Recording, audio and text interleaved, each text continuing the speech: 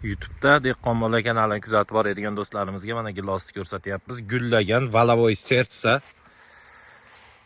payvandayligi vishniya qora gilosda, changlatuvchi baytda qora gilos, mayda qora gilos tanlangan. Mana har bitta daraxt oldida bor.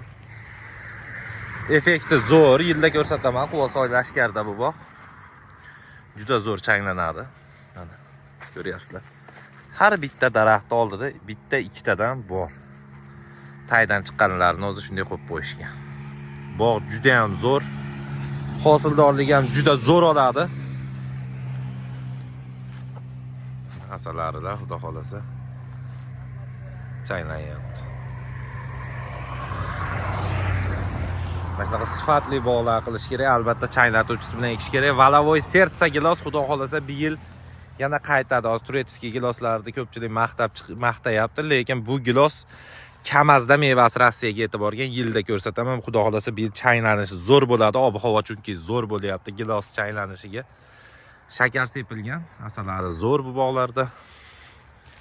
Kimga shunaqa sifatli bog'lar barpo qilish kerak bo'lsa, albatta Dehqon bola kanaliga aloqaga chiqsanglar, sifatli qilib changlatuvchilari bilan payvanddaylarini yerlaringga moslab gilos va barcha boshqa turdagi mevali ko'chatlardan bog'lar barpo qilib beramiz. Mana gullar qaranglar, guldasta bo'lib turibdi. Juda ham zo'r. Biz nechta joyga boqqan bo'lsak, albatta mana shunaqa changlatgani qora gilos ekamiz hamda sariq gilosatda ham effekti yaxshi. 100 ta gilos bo'lsa, shu qora gilosdan olib borib ekib qo'ysangiz, bir tup, ikki tup tagiga albatta effekti zo'r bo'ladi, chunki bir xil vaqtda gullaydi, 10 kun farq qiladi. Sog' bo'linglar, salomat bo'linglar.